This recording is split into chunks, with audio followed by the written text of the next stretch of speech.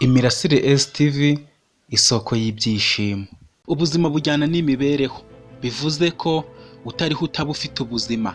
Kubaho ni impano ya buri wese ndetse n'uburenganzira, ntawe ugena kubaho uretse ubitanga. Kubaho, ubuzima ndetse n'imibereho bivuze ko bigomba kugirwa na buri wese. Ese ko hari abifuza kugenera abandi ibi bintu babiterwa n'iki? Urukundo, ishyari, ibyifuzo, amahoro? Nyamara ibyo byose ntabwo byagakwiye kubangamira abantu mu buzima n'imibereho yabo. Bityo rero ntukagirire impuhwe abarwanira ubwigenge bwabo, kuko byibura urupfu rwabo rubazanira ubuzima bwabo n'ababo. Uzi icyo bivuze? Mu gihe nkibara amasegonda nsigaje mpumeka umwuka w'abazima, sinzi uko narebye ntungurwa no kubona wa mupolisi na principal bo bari hasi basambagurika cyane. Kureba mbona bari kuva amaraso menshi, bigaragara ko ari bayo masasu yinjiye. Ibyo nkimara kubibona byarancanze bikira mu rujijo, nibaza umuntu barashe. Nanone nibaza aho isasu uwo mupolisi yarandashe rirengeye, ndetse njanganyikirwa n'uburyo rimpushije kandi uwo mupolisi yari yanshyize mu gipimo neza. Mu gushidikanya kwinshi nikabakaba ku mutwe aho uwo mupolisi yarantunze imbunda, mbura amaraso n'uburibwe. Ku rundi ruhande abari aho babonye ibibaye baba nk'abagwiriwe n'ijuru, barakangarana cyane, ubwoba burabataha. Abandi bapolisi bari bazanye n'uwo mupolisi mukuru urashwe, cyo kimwe n'abasekirite ba kaminuza batangira kwipanga ngo barasane n'abo banzi babatatse barasaba bakuriye. Ariko mu kwipanga babura babarashe. Ibyo bikomeza kubacanga bibaza aho ayo masasu aturutse. Mu bwoba n'igihunga cyinshi umupolisi umwe muri bo avuga n'urusaku yihagazeho avuga ati, mwebwe abarashe ndabasaba kwigaragaza tugahangana nk'abagabo, kuko uburyo muri kwataka muduturutse inyuma mukatwubikira mwarangiza mukihisha bigaragaza ubugwari. Bityo niba mwiyumvishamo ubutwari mwigaragaze, cyangwa umujinya muduteye murasaba dukuriye tuwuturu no musore wanyu muto mwari muje kubohoza, twihorere tumusukaho amasasu yose dufite mu mbunda. Uwo mupolisi atararangiza kuvuga ku kanya aho twari turi batujugunyeho ibyuka biryana mu maso n'ibyotsi bivanzemo umukara n'umweru. Ako kanya twese abari aho ngaho duhita dufunga amaso dushaka aho duhungira ibyo byuka n'ibyotsi. Ako kanya muri uko kugwirirana duhunga numvise umuntu nkuruye ankura mu bandi bantu, ahita amena ikirahuri cy'idirishya y'inyubako twarimo, ahita nshishamo turasimbuka tugwa inyuma. Mu kugera hanze nyambika rinete za fime. Mu kwibaza uwari wumbohoje ndamwitegereza cyane, mbonye indeshyo n'intambuko ye bye ntungurwa no kubona ari hene iri mwenyewe wiyiziye kumbohora no kuntabara nk'ibisanzwe. Mu gushidikanya nshaka kumukuramo mask na rinete byo kumurinda ibyotsi n'ibyuka biryana mu maso, ahita mbuza antunga agatoki hejuru, mbona kamera iri kutureba. Ibyo bituma ndekeraho kubishidikanyaho, kuko bitari ubwa mbere hene irantabaye aziye mu myotsi. Nta byo gutinda twavuye aho ngaho twiruka ku muguruko n'umuvuduko bidasanzwe dusatira aho dusohokera muri kaminuza. Mu kanya gato mbona duhingukiye ku muryango uhingukira mu bitaro bya Harimoni. Ako kanya hene irakuramo mask asigarana rinete za fime n'ingofero y'ikizuru. Birumvikana uwo muryango ntabwo wari urinzwe cyane ku buryo udakumira abanyeshuri binjiye mu bitaro, nubwo abarwayi n'abandi bantu basanzwe bo batemerewe kuyinyuramo binjira muri Harmony muri university. Bivuze ko abo bakumira ari abari kwinjira muri kaminuza baturutse mu bitaro. Bivuze ko bisaba kwerekana ikarita y'ishuri. Mu gihe kwinjira mu bitaro turutse muri kaminuza ari ibintu bisanzwe, ariyo mpamvu natwe batworohereye kunyura kuri uwo muryango nta nkomyi. Mu kumara gusohoka muri kaminuza tukinjira mu bitaro twatunguwe no kubona abapolisi bageze kuri uwo muryango, bahita bayikwamiraho. Ibyo kubibona tubona ko kumbi kaminuza yose bayizengurutse baduhiga. Ako kanya nge na Henry twihuta dushaka kugera ku muryango usohoka mu bitaro. Kubw'amahirwe tuba tuwugezeho. Mu kujya kusohoka tubona noneho polisi ihise yuzura no mu bitaro izisatira umuryango w'ibitaro. Nge na Henry dusohoka vuba vuba. Tukimara kurenga mubaza uburyo batuvumbuye, ahita asubiza ko bashobora kuba bakoresheje kamera cyangwa se CCTV kamera bakamenya aho tunyuze. Ibyo ntabwo twabitinzeho, twakomeje kugenda twihuta. Mu kanya gato twari tugeze ku muhanda, nta byo gutinda dutega moto byihuse. Ntungurwa no kubona dufashe ikindi cyerekezo kitari cyo kwa Henry, Nyuma y'iminota 20 twaparitse muri karitsiye ntazi, Henry arishyura, duhita dukomeza urugendo rw'amaguru tugana muri karitsiye zihisha. Tumaze kwitarura abamotari, Henry yahise ansaba ko dukatana nkerekana mu rugo nawe agasubira ku kazi. Ako kanya ampereza igisabireti cy'abakanishi ngo nambare, maze kucyambara arongera ampereza imfunguzo na tike ngo nerekeze mu rugo. Ambwira ko agiye kureba aho ahindurira imyenda agasubira kwambara iyo yari yambaye mu gitondo ajya mu kazi. Ako kanya bari bwo nibuka kureba uburyo yari yahinduye imyenda n'inkweto, yambaye igipantaro kinini cy'imifuka myinshi n'ibikweto bya timba, hejuru yambaye igitisheti, ku mutwe yambaye ingofero y'ikizuru, no mu maso yo birumvikana ni rinete za fime. Ako kanya Henry akimara kuvuga gutyo, nasubije amaso inyuma mbona ko biri kuba byose ari amakosa yanjye. Ikirenzeho nkaba nkomeje gushyira Henry mu byago bikomeye cyane. Ako kanya mpita musaba imbabazi kubw'ibibazo nkomeje guteza. Mu gahinda kenshi asubiza ko gusaba imbabazi ku bintu maze gukora n'ubundi ntacyo biba bisobanuye, kuko bituma ugira akamenyero no gukosa uteganya gusaba imbabazi cyangwa kwihana nyuma yo kubikora. Bityo n'ubundi izo mbabazi musaba si ngombwa, kuko n'ubundi zidasubiza inyuma ibyabaye. Ikirenzeho akaba ari ibintu nkomeze kugenda nsubiramo. Henry yamaze kumbwira gutyo bigaragara ko yandakariye cyane, ansaba kugenda vuba vuba nkaza kumuhamagara mubwira ko ngeze mu rugo amahoro.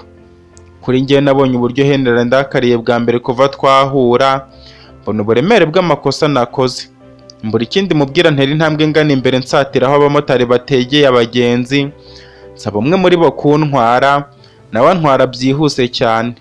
Mbonye turi hafi kugera mu rugo musaba guparika aho tugeze. Ubundi ndamwishyura nkora urugendo rw'amaguru nciye hagati y'ibipangu kugeza ngeze ku muryango w'igipangu wo mu gikari. Ndafungura ninjira mu gipangu imbere, nkomeza mfungura inzu ndinjira nkomereza mu cyumba cyanjye. Ako kanya nahamagaye Henry mubwira ko nageze mu rugo, nawe nsubizanye ijwi ritoya ko yaragize ngo nanone nkoze irindi kosa. Akomeza ambwira ko tuza gusubira kuko muri ako kanya hari ibyo kwitaho. Nuko ndamukopa ndambika telefone ku buriri, nkoramo byose mpita njya mu bwogero ngo nishakemo amafu, kuko numvaga umubiri n'ubwonko byuzuye akavuyo. Muri dushe ntabwo natinzemo, navuyeyo nambara utwenda tworohereje nirambika ku buriri. Ubundi ndatuza nsubiza ubwonko inyuma ku bimaze kumbaho no kuba nirukanwe muri kaminuza nta n'iminota 10 nari maze nicaye ku ntebe. Mu gutekereza ibyari bimbayeho, mushiki wanjye Dina niwe wangarutse mu bwonko nk'imbarutso ya byose byari bimaze kumbaho. Ako kanya nongera gufata akanya ko kumutekerezaho cyane, uburyo natunguwe no gusanga ari mushiki wanjye n'amateka akomeye y'urukundo ndetse n'amahano twakoranye mu myaka 6 ihise. Mu kwibuka ibyanjye na Edina natangiye kwibuka n'ubuzima bw'amateka yambwiye, hakaziramo amazina y'abandi bantu banciye mu matwi nyuma yo guhura kwacu, ndetse bamwe bakaba baranciye no mu maso mbere na nyuma yo gukura kwacu. Kuva kuri mama wanjye Nora, aho Ariyete mama wa Edina amufata nka mukeba ukomeye kuko amushinja kuba yaramutwaye Dr Montana. Ikirenzeho Bakidesi babana akaba yarabanje gukundanaho na mama wanjye Nora. Undi muntu wanciye mu matwi no mu maso ni Dr Montana, akaba yaranciye mu maso mbere yuko mpura na Edina, kuko twahuye ubwo nari mfite imyaka 2 gusa, ubwo nari ndwariye muri Betishene mu bitaro. Nubwo nge ntabyibuka, ahubwo nkaba narabimenye mu mezi ahise papa wanjye ari Kimumakabe ambwira urugendo n'amateka by'ubuzima yaciyemo nabo babucanyemo.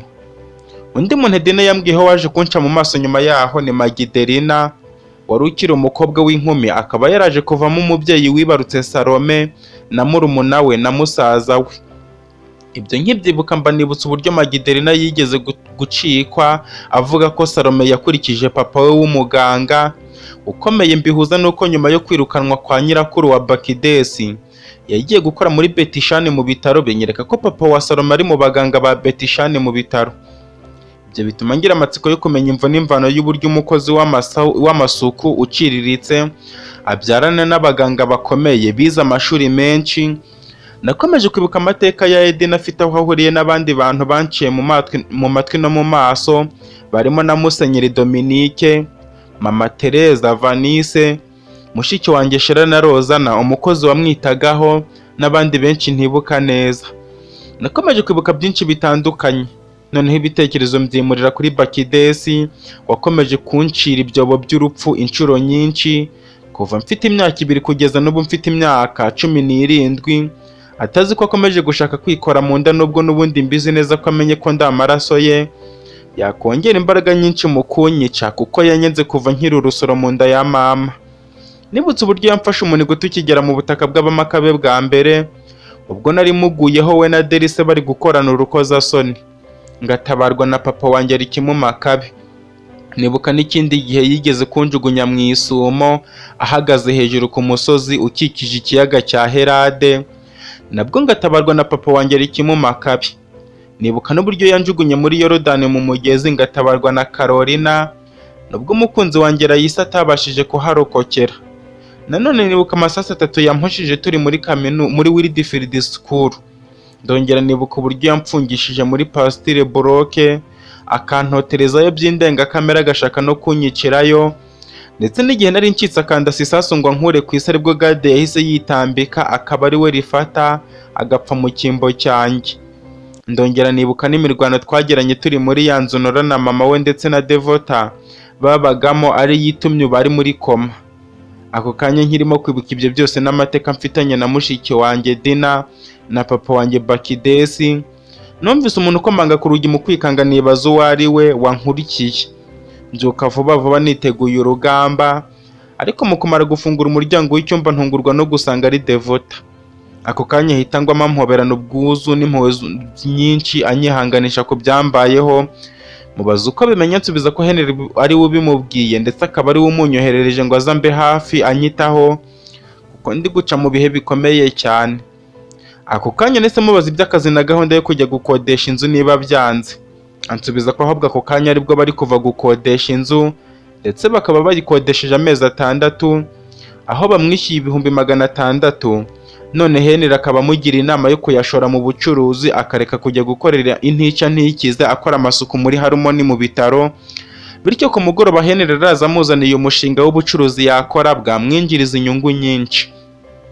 Devota amaze kumbwira gutyo mwereka uburyo binejeje cyane, mubwira ko ahubwo bishobotse yampa akazi nkamubera umupagasi. Ako kanya mpakanira ambwira ko no mu busanzwe amfata nka boss we, kubera ko ndi umukunzi wa Angelo, ndetse naho mu rugo nkaba ndi umuvandimwe wa boss we. Bityo mu bantu yatekereza gukoresha njyewe ntabwo ndimo, kuko atatinyuka kwangiriza icyubahiro asanzwamo. Devota yamaze kumbwira gutyo musubiza ko ku isi nta kidashoboka, kuko ibintu birahindagurika cyane ndetse bikanibirindura, ibyari hejuru bikajya hasi, n'ibyari hasi bikajya hejuru. Bityo ntakomeze kwisuzugura kuko abo yita ba boss be hari igihe birangira ari ubaye boss wabo. Namaze kubwira Devota gutyo nsubiza ko kuri ibyo atabyemera cyane, ko n'ubundi ari imitungo yabo ari gukoresha. Bityo nuko atabona uko ajya boherereza amafaranga y'ubukode, akaba nta muryango wabo azi, ubundi yajya yaboherereza yose. Devota yamaze kumbwira gutyo mwongera imbaraga zo gukoresha ayo mahirwe abonye, kandi Angelo na mama we nibaza bagasanga hari urwego yigejejeho nibyo bizabanezeza kurusha uko baza bagasanga ubuzima bwaramubanye bubi. Namaze kubwira Devota gutya nshimira ambwira ko no muzamuriye icyizere cy'ubuzima, nkanamutinyura ku byo yashidikanyagaho. Akomeza nsaba akanya ko kujya kuntegurira ifunguro rya saa 6, arangiza kumbwira gutya yamaze kurenga umuryango w'icyumba. Njye nsigaraho ndongera mperanwa n'ibitekerezo by'ibihe ndimo gucamo. Nyuma y'umwanya Devota ntumizaho ku meza, nubwo numvaga ntabyo nshaka ariko naramwubashye, njya muri salo nsanga yateguye byose, turasangira. Turangije kurya ndasohoka njya kuba nicaye mu busitani nkomeza kwitekerezaho. Devota yansanze yakomeza kunganiriza ndinda guheranwa n'ibitekerezo, ndetse arwanya kwiheba ko ari kwatangiye kunyigarurira. Umunsi wose wadushiriho twicaye aho ngaho. Umugoroba ukubye tujya gutegura ibya ninjoro, ariko dutungurwa no kubona Henry atinze gutaha, ku buryo twamaze gutegura byose tugategereza ko ataha tugaheba. Bigera nubwo muhamagara kuri telefone ngo mubaze ikibazo yagize, ariko telefone yikikuraho, ku buryo namuhamagaye nk'inshuro 10 atanyitaba, bituma ntangira guhangayika cyane. Devota yansabye ko tuba turiye tukamusigira, ariko muhakanira mubwira ko ibyo bidashoboka, kuko no mu busanzwe iyo yabaga azi ko atinda gutaha yabanzaga kuduteguza ngo ntituze kumutegereza. Bityo ahubwo ngiye kujya kumushaka, kuko kubw'imyitwarire yanjye mibi ashobora kuba yavumbuwe ko ari we waje kumfasha. Nkivuga gutyo Devota ahise amfata ukuboko ankurura ambwira ko nabangiye kongera ibibazo mu bindi, ugasanga nongeye kumushyira mu bibazo. Ako kanya mubaza uburyo nakomeza kwicara gutyo ntacyo nkora kandi nzaho henera ari, mu gihe w'ibyago mpora nabyo byose ntabarira hafi. Ako kanya Devota yampaye igitekerezo cyo kubanza guhamagara mama we Jessica akamubaza niba batari kumwe, yagiye kureba umukobwa we Rohima. Ako kanya mwibutsa ko bose basanzwe bazi ko aba wenyine, bityo twaba tugiye kumuraburiza. Nawe nsubiza ko yarabizi ko ariko mubikora, yaratekereje ko ariyo mahitamo ya nyuma mu buryo bwo kunkumira gusohoka hanze y'igipangu kuko yabonaga maramaje gusohoka.